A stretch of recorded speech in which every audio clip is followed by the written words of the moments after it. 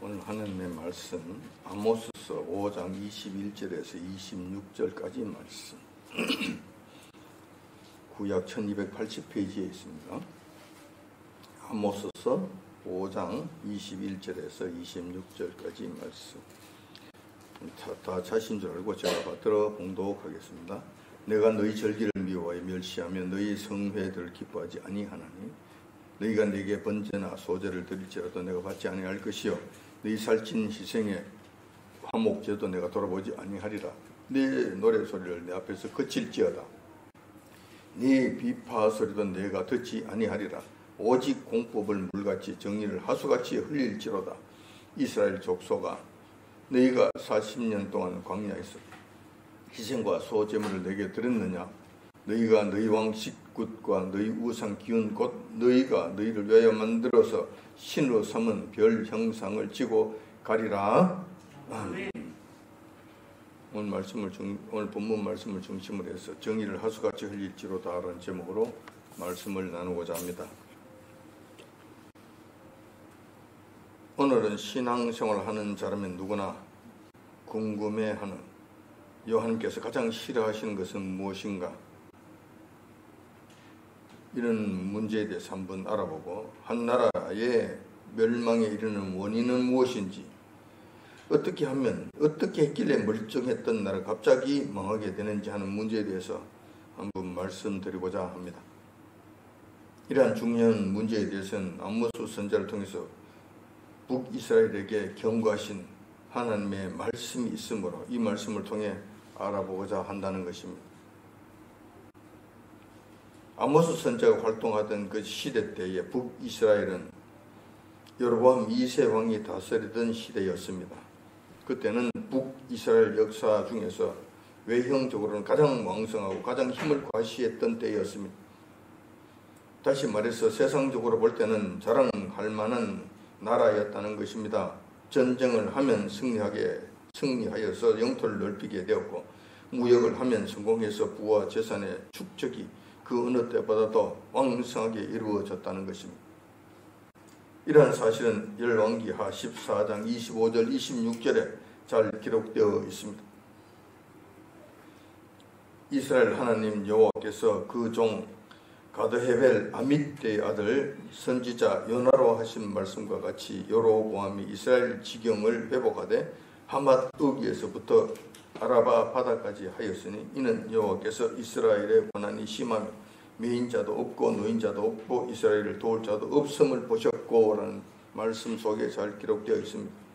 이 본문 이 말씀 중에서 특이한 점에는 여로보암 2세 왕 때 북이스라엘을 여호와님께서 축복해 주신 이유가 있다는 것이죠. 그것이 두 가지였다는 거예요. 두 가지 이유가 있었다는 겁니다. 하나는 요나 선지자의 역할 때문이라는 것이며, 다른 하나는 여호와님께서 북이스라엘 백성들을 불쌍히 여기셨기 때문에 이런 엄청난 축복을 해 주셨다는 것입니다. 이런 여호와 하나님의 크신 은혜로 북이스라엘이 강대한 나라가 되었습니다. 그래서 백성들까지 부를 누리게 되었는데 그 정도가 어느 정도였는지 성경이 기록해 주고 있습니다. 물론 그때 당시에도 일반 서민들은 힘들게 살았습니다. 맞습니다. 그러나 특권층과 지도자층, 권력자들, 가진 자들, 이런 자들은 부로 인한 사치를 크게 누렸다는 것입니다. 그런 내용들이 아모스서 3장 15절에 기록되어 있습니다. 아모스 3장 15절에 보면은 이렇게 기록되어 있습니다. 겨울궁과 여름궁을 치리니 상하궁이 파멸되며 큰 궁들이 결단나리라. 이 말씀은 여호와께서 그 화려한 집들을 심판하시겠다는 말씀이기는 합니다. 그러나 이 말씀을 통해서 우리가 알 수 있는 것이 있는데, 그 당시 기득권층이 누린 화려함은 우리의 상상을 초월하는 것이었다는 것입니다. 그들은 여름 별장과 겨울 별장이 있었고 상어로 만들고 장식한 상하 별장도 있었다는 것입니다. 이런 것을 두고 누리며 살아가는 것이죠. 또한 그들의 화려함이 어느 정도였는지 아모스 6장 4절에서 6절까지 보면 잘 기록되어 있습니다. 아모스 6장 4절에서 6절까지 보면은 상하상에 누우며 침상에서 기지개를 켜며 양떼에서 어린 양과 우리에서 송아지를 취하여 먹고 비파에 맞추어 헛된 너를 지절거리며 다윗처럼 자기를 위하여 악기를 제조하며 대접으로 포도주를 마시며 귀한 이름을 몸에 바르면서 요셉의 환난을 인하여서는 근심치 아니하는 자로다. 이 하나님의 말씀이. 자, 이것이 무엇을 의미하는 말씀인가? 이 말씀을 보면 그 당시 북이스라엘의 가진 자들이 누리는 호사스러움은 현대를 살아가는 우리들 부자들이라 하더라도 누리기 힘든 그런 사치를 누렸다는 것을 알 수가 있다는 것입니다. 첫 번째 보면 상하 침상에서 잠을 잤다는 것이죠. 그 상하 침상, 상하로 만든 그 침상, 그 침대가 가격이 얼마나 될까? 그 당시 북이스라엘의 그 귀한 상하가 얼마나 흔했으면 상하로 지은 별장을 갖고 있고 상하로 만든 침대를 만들어서 사용했을까? 요즘 부자라고 해도 이거 가능하겠습니까? 근데 그때 기득권 세력들은 이런 일들을 하며 살았다는 거예요. 또한 얼마나 허서스러운 생활을 했든지 잠을 자고 나서는 침대에서 일어나지도 않고 침상에 앉은 채로 밥상을 받았다는 거예요. 그렇다면 그런 자들에게는 그들의 식사를 시중드는 하녀들과 하인들이 다수 있었다는 것을 의미합니다. 화려함이 어느 정도에 있는지 밥을 먹는 것도 일어나서 밥 먹는 것도 귀찮아서 앉은 채로 밥상을 맞이하는 이런 일들을 행했다는 거예요. 그들의 식단을 보면은 가관입니다. 그들은 아침 식사, 점심 식사, 저녁 식사들은 물론 파티 때에도 특별한 별미를 즐겼다는 거예요. 그것이 바로 어린 양 고기와 어린 송아지 요리를 즐겨 먹었다는 것이죠.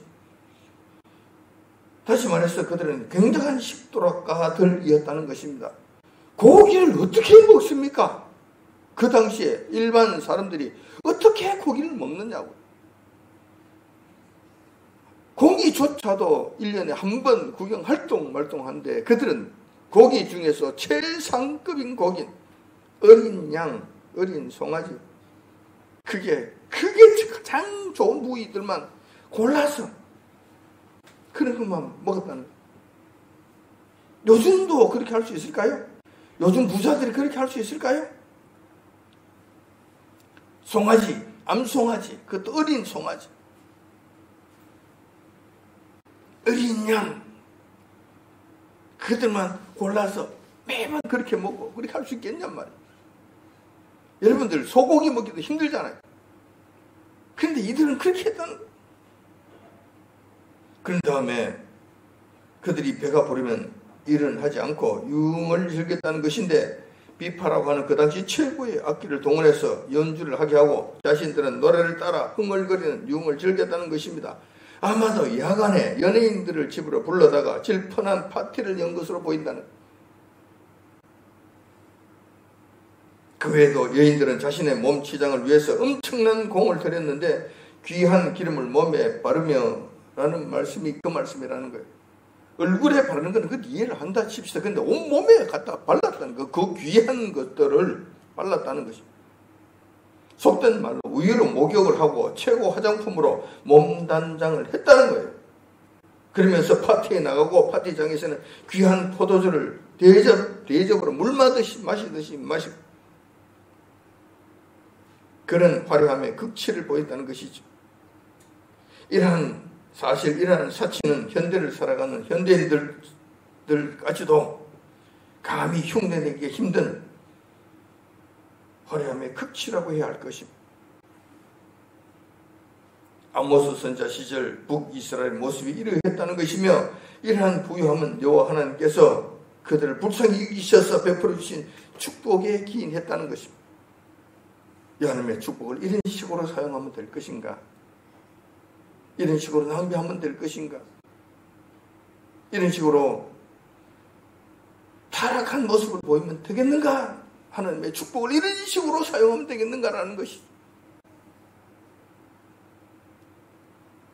즉, 사람은 누구나 타락한 본성을 갖고 있습니다. 이러한 현상은 아브라함의 후손이라 해도 마찬가지고 하나님께서 택하신 백성들이라 해도 예외가 아닙니다. 저와 여러분도 예외가 아니라는 것이죠. 따라서 북이스라엘도 이런 타락한 본성으로 인해 여러 가지 부작용을 일으키게 되었다는 것입니다. 하나님께서 축복해 주시면 이런 문제가 생기는, 타락한 본성이 그냥 거기 날개를 펴고 꽃이 피고 그냥 거기서 자리를 잡고 뿌리를 내리기 때문에 이상한 현상들이 일어나게 된다는 거예요.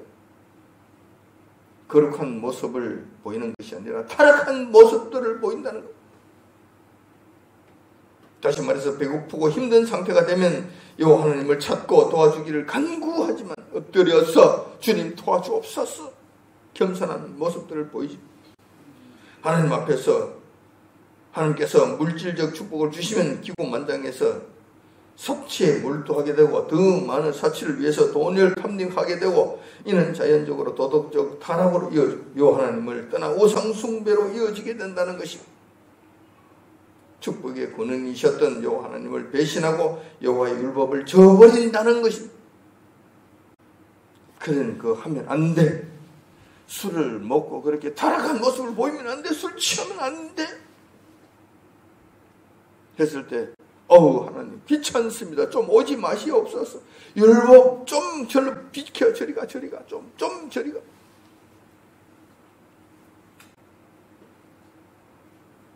근데 속은 공모하니까 뭐 하거나 섬기기는 섬겨야 돼. 하나님을 섬기려고 하니까 부담스러워. 우상숭배는 좋아. 왜냐하면 우상숭배는 죄를 지적하지 않으니까. 잘 돼. 문제없어. 너가 하고 싶은 대로 하는 거야. 너가 최고야. 이것만 이야기해 주니까 우상 솔깃한 거예요. 그 우상 쪽으로 끌려 들어가게 된다는 것입니다. 이런 배은망덕한 현상은 이스라엘 전 역사를 통해서 수도 없이 반복되고 있음을 보게 됩니다. 이번에 여러분들에게 말씀드린 북이스라엘 여로보암 2세가 다스리던 시대 때에도 예외가 아니었다는 거예요.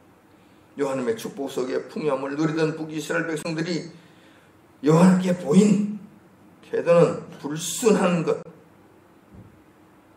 여호와님을 대적하는 것, 여호와님을 끄라는 이런 일들 가히 압권으로 보였다는 것입니다. 압권의 모습을 보였다는 것입니다. 어떤 일들이 있었는가? 그들이 여호와님 앞에서 어떠한 변망덕한 모습들을 보였는가? 아모스서 전체에 여러 가지 말씀들이 있지만 대표적인 것들만 제가 여러분들에게 말씀드리고자 합니다. 아모스 4장 1절 보면 이렇게 기록되어 있습니다. 사마리아 산에 거하는 바산의 암소들아 이 말을 들으라. 너희는 가난한 자를 학대하며 국부한 자를 압제하며 가정에 이르기를 술을 가져다가 우리로 마시게 하라 하는도다. 이런 일을 행했다는 하나님 앞에서 합당하지 못한 일들을 행했는데 이런 일들을 행했다는 거, 이것도 요한께서 정말 싫어하시는 일 중에 한 가지. 왜냐하면 이것은 도덕적 타락을 보여지는 현상이기 때문에 그래요. 이 말씀은 북이스라엘 수도인 사마리아 성에 기득권층으로 살아가고 있는 가정의 부인네들이 보인 모습들이에요. 그들이 호의호식을 하기 위해서 남편들을 덜덜 볶는 모습을 보여주고 있다는 것입니다. 가장에게 이르기를 술을 가져다가 우리로 마시게 하라 하는도다. 남편을 덜덜 볶는 거예요. 단단히 볶아. 아주 맛나고 고급스러운 술을 마음껏 먹어야겠으니 당연히 술을 마시려고 하면 안주도 있어야 되겠으니 사내의 친미를 매일같이 먹을 수 있도록 그 술을 구해오고 그 안주를 구해오라고 닥달했다는 것입니다.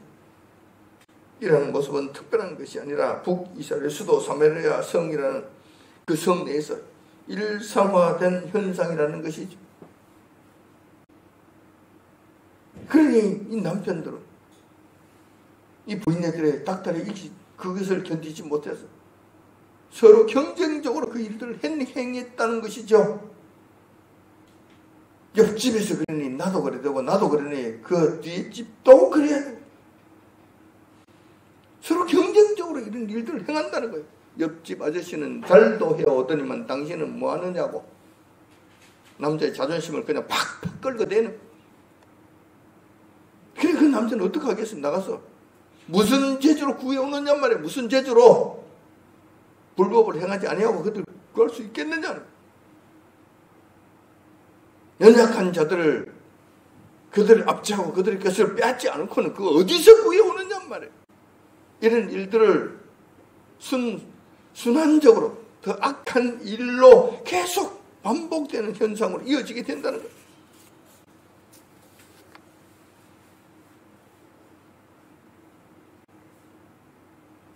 이런 것은 부녀들의 타락상을 보인 모습들이죠. 부녀들의 타락상이 그들의 첫 번째 문제였다는 거예요. 속담에 이런 말이 있습니다. 영국의 대문호 셰익스피어가 한 말입니다. 그 유명한 말이죠. 여러분들이 잘 아시는 말들이에요. 세상을 정복하는 자는 남자다. 그러나 그 남자를 지배하는 자는 여자다. 이라는 속담은 그 당시 북이스라엘에서도 그대로 적용된 모양새였다는 것입니다. 이러한 모습들이었다는 이러한 모습. 두 번째 문제, 여호와께서 싫어하시는 그 일들을 행한 두 번째 문제. 이것은 가난하고 힘없는 불쌍한 백성들을 대상으로 약탈하는 행위였다는 것입니다. 여호와께서 가장 싫어하시는 행동 중에 하나가 가난한 자들을 학대하고 압제하는 일들이에요.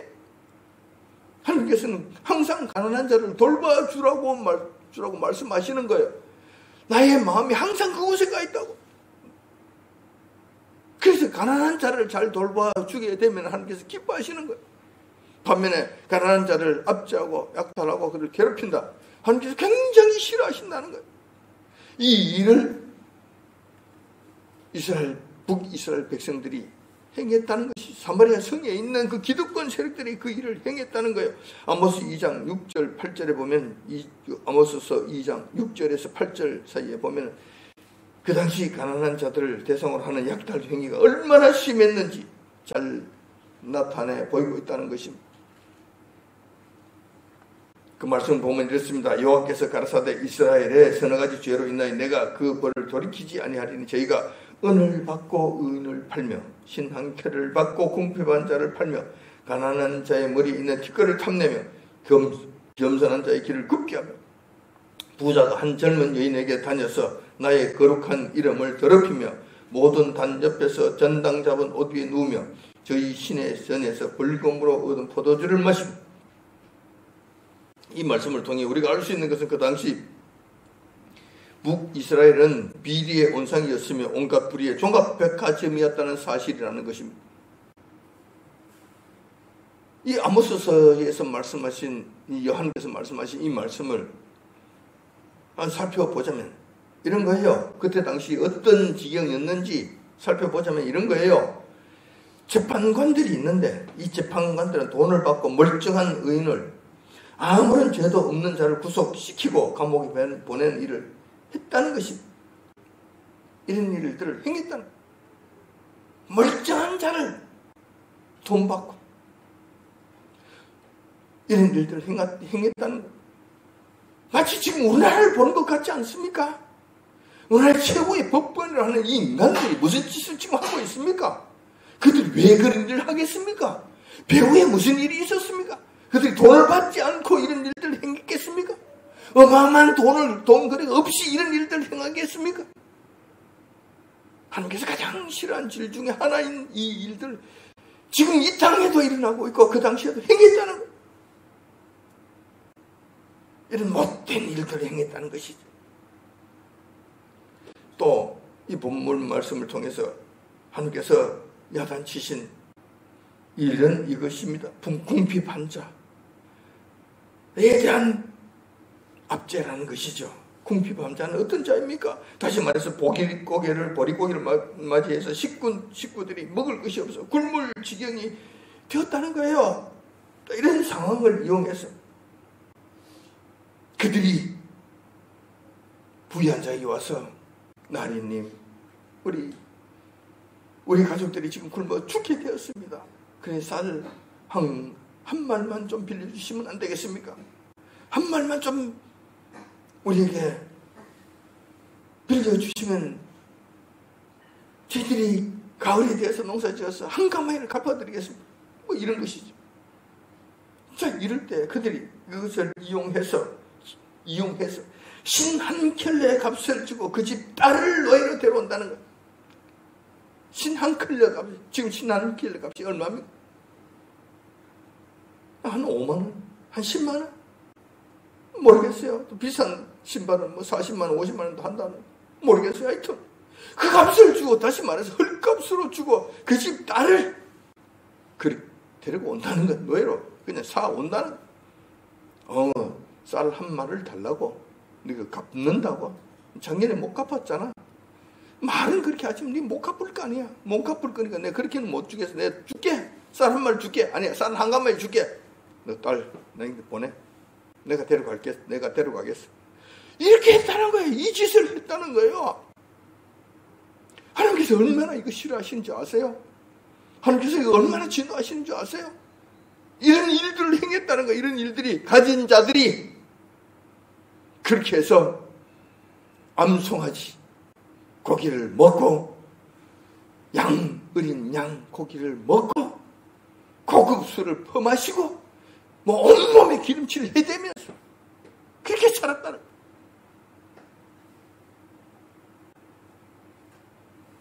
지금도 그렇잖아요. 재판관들이 눈 한번 찔끔 감아주면 몇십억이 왔다 갔다 하잖아요. 몇십억이. 눈 한번 찔끔 감아주면 평생 먹을 것이 나와. 안 하겠어요? 한단 말. 이런 짓을. 그래서 대통령이가 뭐 없어. 그냥 막 잡아놓고. 지맛대로 막 이런 일들을 막 행하는 거예요. 또 가난한 자들 대상으로 해서 약탈 행위를 하는데, 가난한 자들이 가지고 있는 것이라고는 머리에 꽂고 다니는 머리핀 하나였다는 이 말씀이 있잖아요. 가난한 자의 머리에 있는 티끌을 탐내며, 가난한 자의 머리에 꽂고 있는 티끌, 그것이 머리핀이에요. 머리핀. 그게 있어서 가지고 있는 거라고는 머리핀 하나밖에 없다는 거예요. 머리핀 하나. 이것조차도 탐낸다는 거예요. 그걸 마저도 가져가고 싶어서, 빼앗고 싶어서 안달복달했다는 거예요. 이게 나쁜 놈들 아닙니까? 이게 나쁜 놈들 아니냐? 자기 집에는 수많은 것이 있는, 좋은 것이 수많은 것이 있는데 나눠줄 생각은 하지 않아요. 오히려 그것을 약탈하려고 눈을 번득거리고 다녔다는 거예요. 또한 어떻습니까? 그것만으로 끝납니까? 아니죠. 요한께서 야단치시는 것 중에 한 가지가 또 하나 있는데, 그것은 부잣집 어르신들은 무슨 짓을 했는가? 먹고 할 일 없잖아요. 배에 기름은 차 있잖아요. 그러니까 그들은 가난한 집 젊은 처녀를 두리번 쳐다보면 돌아다니다가 돈과 권력을 앞세워서 그 가난한 집 처녀에게 들락거렸다는 것입니다. 이런 짓을 했다는 거예요. 가난한 집, 감히 부잣집 어르신, 알고도 말 못하죠. 어떻게 할 수가 없는. 그러다가 어쩌다 가끔씩 쌀이라도 한 대박씩 갖다 주면 그걸 감사하고, 이런 짓을 했다는 거예요. 그 외에도 부잣집 어르신들은 궁핍한 자들을 대상으로 고리 대금업을 하였는데, 돈을 빌려주고 저당 잡은 외투를 자랑스럽게 펼쳐놓고 그 위에 비스듬히 누워서 술을 마시는 돈자리로 사용했다는 것입니다. 이게 무슨 큰 죄냐고. 외투 저당 잡으면 잡았지. 옷 외투 잡아서 했으면 잘 했네. 지금 우리는 그렇게 생각할지 모릅니다. 그러나 그렇지 않아요. 이 말씀을 하시는 지금으로부터 한 2700년 전, 2800년 전 그 당시에는 이 외투가 아니라니까. 우리가 입는 이 옷, 이 흔해 빠진, 그냥 한두 번 입다가 마음에 안 들면 그냥 쓰레기통에 잡아넣는 그런 옷이 아니라니까. 그때 당시에는 옷이 없었어요. 귀합니다. 옷 자체가 하나의 통자루처럼 되어 있어서 옷 자체가 그들의 외투일 뿐만 아니라 옷을 몸을 가릴 뿐만 아니라 저녁에는 잠자는 이불이 된 거예요. 이불이 돼. 옷을 그 외투를 벗고 나면 그때 당시에는 그냥 잘 하면은 그냥 속옷 하나 입고 없으면은 그 다음에는 없어요. 옷 뭐 그냥 맨몸으로 다녀야 되는 거예요. 그러면 뭐 그냥 천 같은 거 하나 둘둘 감고 그렇게 지내겠지. 그래서 성경에서는 저당 잡은 옷은 해지기 전에는 반드시 주인에게 돌려줘야 된다고 강력하게 명령하고 있었던 것입니다. 하나님께서 명령하신 거예요. 그가 정말 궁핍해서 갑자기 돈이 급해서 정말 긴급한 일이 생겼어.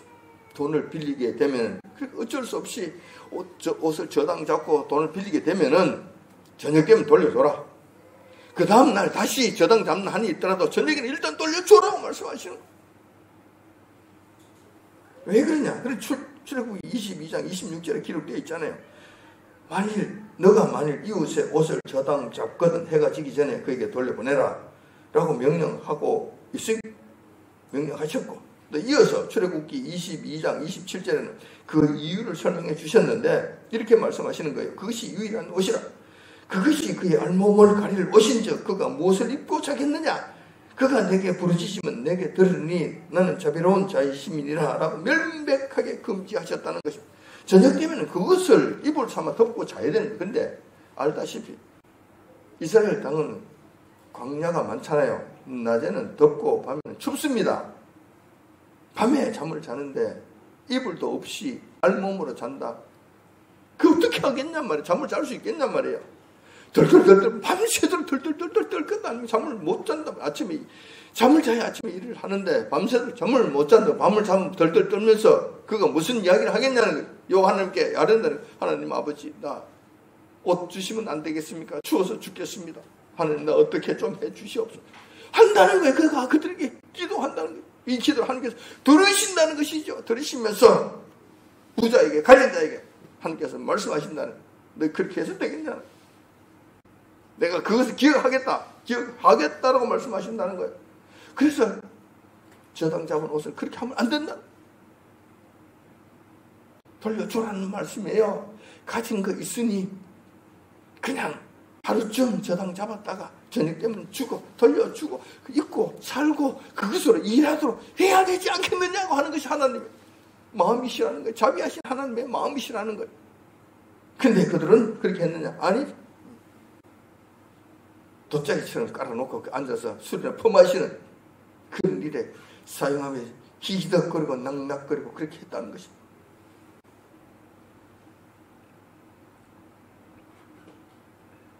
그 당시 이스라엘 기득권층은 이러한 요 하나님의 명령에도 불구하고 아랑곳하지 않고 가난한 자들 압제하고 약탈하는 일에 경쟁적으로 나섰다는 것입니다. 다시 말해서 요한께서 극구 싫어하는 행동만 골라서 자행했다는 것입니다. 도덕적 타락을 지금 극명하게 보여주시는 장면이라고 이야기할 수 있습니다.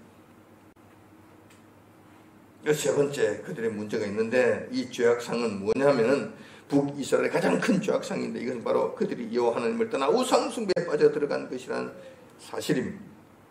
이 죄는 도덕적 타락과는 비교할 수 없는 결정적인 죄악이 되는데 그 이유는 북이스라엘이 지금까지 잘 먹고 잘 살고 외부의 침입도 없이 평안을 누리며 살고 있는 것이 전적으로 여호와 하나님의 은혜였음에도 불구하고 그 은혜를 완전히 짓밟아버리고 우상으로 나아가서 우상에게 절하고 우상에게 충성을 맹세하는 배도의 길을 갔기 때문이라는 것입니다. 이 배도의 길은 이거는 가장 큰 죄예요. 가장 큰 죄. 우리나라도 마찬가지예요. 이 나라 교회들이 이 배도의 길을 가게 되면 이 나라는 소망이 없는 거예요. 좀 큰일 나는 거예요. 정말 여러분이 싫어하시는 거예요. 이 나라가 지금까지 잘 먹고 잘 살고 평안을 누리며 사는 건 누구 덕이냔 말이에요. 하나님께서 이 땅에 복을 내려주신 결과이잖아요. 그런데도 이 땅에 교회들이 하나님을 떠나고 귀신을 따라가며 우리 주님의 십자가에 침을 뱉고 예수님의 등에 칼을 꼽는 이런 미친 짓을 했단 말이에요. 하고 있단 말이에요. 앞으로도 그걸 하려고 지금 다른 짓 발려가고 있으니 이게 어찌 해야 되겠냐는 거예요. 병망독도 유언수지 이건 있을 수 없는 일들을 행하는 거예요. 이스라엘 백성들이 그렇게 했다는 것입니다. 그런데 무엇보다 특이한 점은 이 우상 숭배에 빠져있는 이 문제에 대해서 북이스라엘 백성들과 여호와 하나님과의 사이에 이 관점이 확연하게 판이하게 달랐다는 점입니다. 우상 숭배에 관한 관점이 북이스라엘 백성들과 여호와 하나님과의 사이에서 판이하게 달랐다는 것입니다. 북이스라엘 백성들은 뭐라고 생각하느냐 할 것 같으면 우리는 그동안 여호와 하나님께 제사를 드린 일을 건너뛴 적이 없다. 그러므로 우리는 여호와 하나님을 떠난 적이 없다고 생각했다는 것입니다. 우리 언제 여호와 하나님 배반했어? 우리는 여호와 하나님 떠난 적이 없다고, 배반한 적이 없다고, 배신한 적이 없다고 떠들어댄다는. 반면에 여호와 하나님께서는 뭐라고 말씀하시는가? 여호와 하나님께서는 그들에게 말씀하십니다. 너희들이 나에게 제사를 지냈느냐? 건성건성으로 지는 것이 아니냐? 너희가 한 번도 제대로 제사를 지는 적이 있느냐? 그보다도 더 중요한 사실은 여호와께 제사를 지내면서 동시에 우상에게도 나아가 제사를 지는 것이 아니냐? 이러한 행위는 명백한 우상 숭배 행위며 여호와 하나님을 섬기는 이런 결단코 아니라고 아주 강력하게 책망하셨다는 것입니다. 이 땅의 교회들, 대형 교회들 주일을 예배 안 드립니까? 예배 빠진 적이 있습니까? 수예배 안 드립니까? 수예배 빠진 적이 있습니까? 새벽기도 안 드립니까? 새벽기도 빠진 적이 있습니까? 그들은 지금도 결사적으로 이야기하면 나는 여호와 하나님을 섬겼다고, 여호와 하나님께 예배 드렸다고, 다 했다고, 여호와 하나님을 떠난 적이 없다고 강력하게 항변합니다. 근데 우리 주님께는 뭐라고 말씀하십니까? 너희들이 지금 WCC, WEA, 로잔도에 하고 있잖아. 그게 참여하고 있잖아. 그게 머리를 들이밀고 있잖아. 그게 충성을 맹세하고 있잖아. 그것이 어떻게 나를 경외한다는 이야기냐 하는 것은 지금도 똑같은 방식으로 책망하고 계신다는 거예요. 얼마나 이렇게 흡사한 일인지. 그들의 생각하고 여호와 하나님의 생각은 완전히 다르다는 거예요. 우리는 항상 여호와 하나님의 명령에 따라야 합니다. 그분의 말씀에 토를 달면 안 됩니다. 이유를 달아서는 안 됩니다. 무조건 순종해야 한다는 것입니다. 왜냐하면 여호와 하나님께서는 항상 옳으시고 우리는 항상 오리를 범할 수 있는 연약한 존재이기 때문에 그렇다는 거예요. 이유 없습니다. 하나님께서 그렇다면 무조건 그런 거예요. 딴 소리 하면 안 된다는 거예요. 아모스서 5장 21절에서 23절까지 보면 이렇게 말씀하고 있어요. 조금 전에 봉독해 드렸던 말씀 바로 앞에 있는 내용들이죠. 거기 보면 내가 너희 절기를 미워하여 멸시하면 너희 성회들을 기뻐하지 아니하니 너희가 내게 번제나 소제를 드릴지라도 내가 받지 아니할 것이요 너희 살찐 희생의 회복제도 내가 돌아보지 아니하리라. 내 노래 소리를 내 앞에서 그칠지어다 내 비파 소리도 내가 듣지 아니하리라.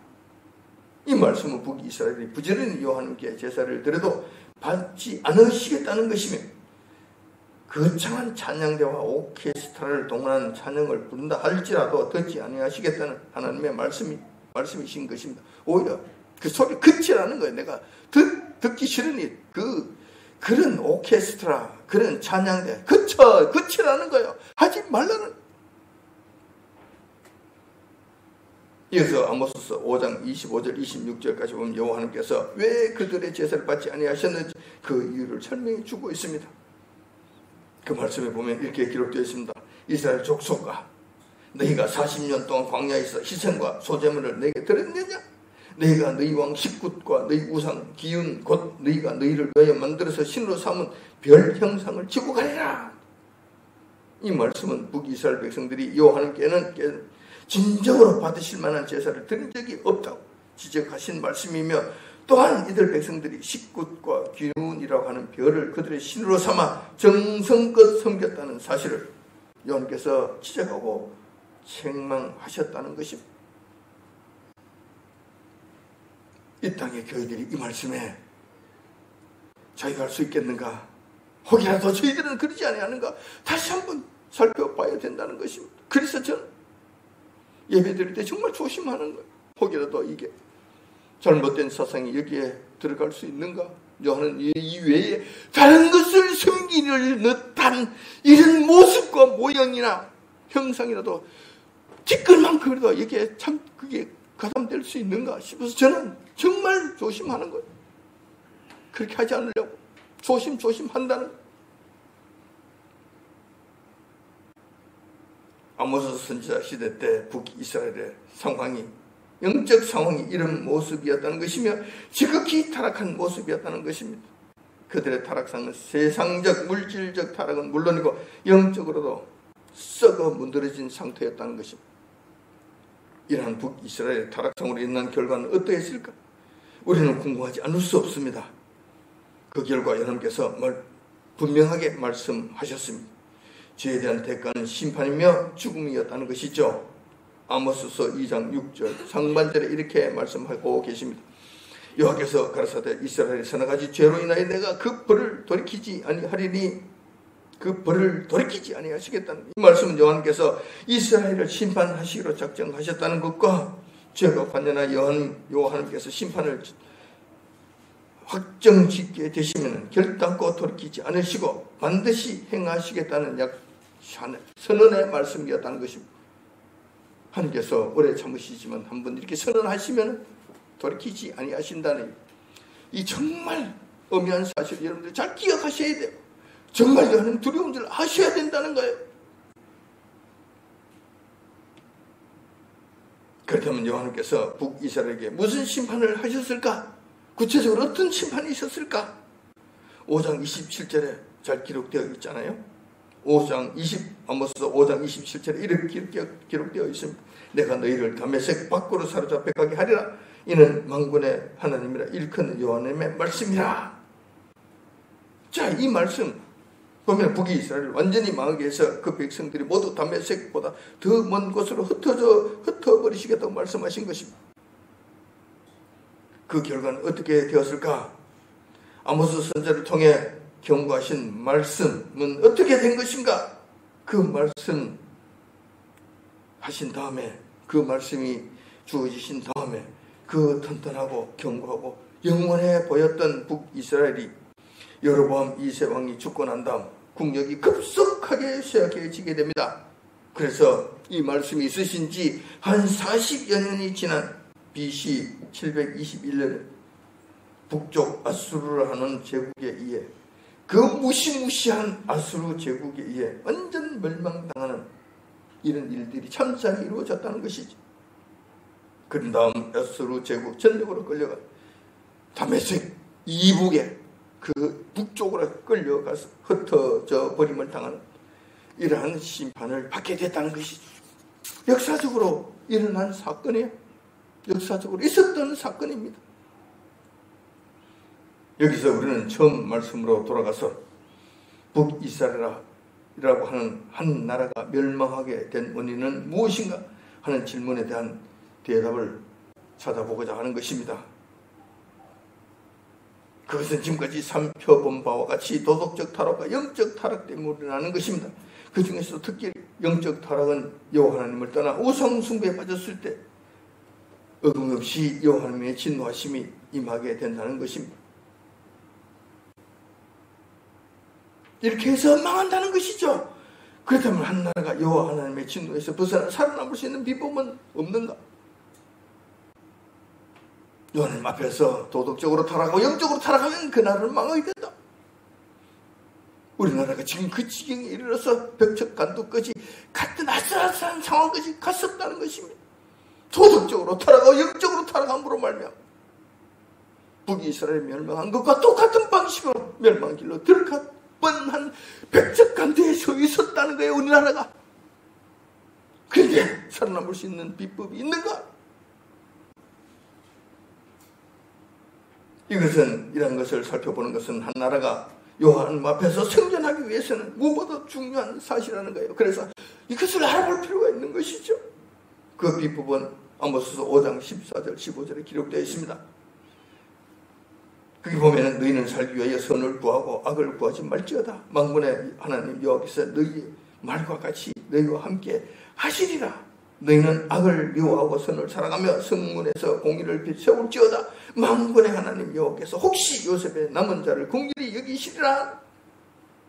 물론 여호와 하나님께 돌아온 배도의 길을 떠나야 됩니다. 그거는 뭐 말할 것도 없고, 그 외에 또 우리가 해야 될 중요한 여건 중에 하나가 도덕적 타락에서부터 떠나야 된다는 거예요. 그 중에서도 특별히 여기서 요한께서 말씀하신 말씀의 핵심은 무엇인가? 성문에서 공의를 세울지니라 하나님 말씀이 성문에서 공의를 세울지니라 이 말씀이야. 이 말씀은 지금의 상황으로 계획해서 말씀드리자면 사법부가 타락하지 말고 공의로워야 한다는 것을 말씀하고 있는 것입니다. 그때 당시에 재판정은 성문 앞에서 이루어졌습니다. 거기서 재판이 이루어졌다는 거예요. 그 재판이 이루어질 때 그들은 공의로워야 한다는 거예요. 이게 타락하면 안 된다는 것이죠. 공의를 굽게 하면 안 된다는 거예요. 이런 말씀을 종합적으로 간단하게 요약해서 말씀드리자면 이것은 아모스서 5장 24절에 있는 말씀, 이 말씀으로 요약이 된다는 것입니다. 그 말씀은 바로 이런 말씀이죠. 오직 공법을 물같이 정의를 하수같이 벌릴지로다 라고 하신 말씀이 되는 것이라는 것입니다. 이렇게 되면 우리가 살 수 있다는, 혹여라도 여러분께서 요셉의 남은 자를 긍휼히 여기신다는 것입니다. 여기시게 된다는 것입니다. 지금 우리 사법부가 어떻습니까? 썩어 문드러진 거 아닙니까? 돈 받고 지금 대통령까지 지금 잡아넣어 죽이려고 덤비되는 것, 저런 망나니들 아닙니까? 지금 이 상황이 지금 이런 상황 아닙니까? 근데 마지막으로 활용정정과 같이 한 점이 딱 찍혀졌는데 구속은 불법이니까 풀어줘야 된다. 이 정말 지극히 정상적인 이 재판이 한 점으로 지금 나타났다는 겁니다. 이것이 한 줄기 우리의 빛이 되지 않겠나 생각이 되는 거예요. 이것이 공법은 물같이 그냥 흘러내리는 일들로 이어졌으면 좋겠습니다. 이어지기를 바랍니다. 이렇게 돼야 이 나라가 산다는 거예요. 마지막에 헌법재판소, 거기서 기각이 아니라 각하가 돼야 되겠죠. 이거는 논의거리가 되지 않나. 이게 말 자체가 안 되니까 각하야. 이렇게 끝나야 된다고 저는 생각하는 거예요. 그래야만 그나마 공법이 물같이 정의가 하수같이 흘리지는 못한다 하더라도 그 길로 물꼬는 드는 것이 아닌가 생각이 된다는 거예요. 그렇게 돼야 된다는 거예요. 이렇게 됐을 때 이 나라가 살 수 있다는 거예요. 살 수 있는 길이 열리게 된다는 것입니다. 이제 구속은 부당하니까 풀어줘라 결정이 났습니다. 자, 구속할 만한 사유가 없다는 이야기죠. 다시 말해서 윤석열 대통령이 죄가 없다는 이야기입니다. 그렇다면 헌법재판소와 그들이 어떻게 심판해야 될까요? 죄가 없는 것을 탄핵해야 될까요? 그럴 수 없잖아요. 자연스럽게 가자면 그렇게 할 수 없다는 거예요. 그러면 각하가 맞는 거예요. 각하로 끝을 내야 된다는 거예요. 이렇게 되었을 때 이 나라에도 공법이 하수같이 흐르는 그런 시간이, 그런 때가 오지 않겠는가? 그렇게 해서 이 나라가 다시 한번 주님 앞에 시험을 받는 그런 나라가 되어야 되지 않겠는가라는 것입니다. 우리는 한 나라의 성망성쇠는 여호와 하나님의 손에 달렸으며 여호와 하나님께서는 한 나라 사법부가 타락하여 불법을 행하며 악을 선보다 더 사랑할 때는 멸망의 칼을 꺼내 드신다는 사실과 더불어서 한 나라가 여호와 하나님 앞에서 살아 생존하기 위해서는 공법을 물같이 정의를 하수같이 흐르게 해야 한다는 사실 다시 한번 기억하시기 바랍니다. 그래서 이 나라 대한민국 사법부의 타락으로 멸망을 자초하는 이런 일이 일어나지 않도록 기도와 간구를 요하나님께 드리는 저와 여러분들이 다 되시길 이 아침 주님 이름으로 축원드립니다. 기도하겠습니다.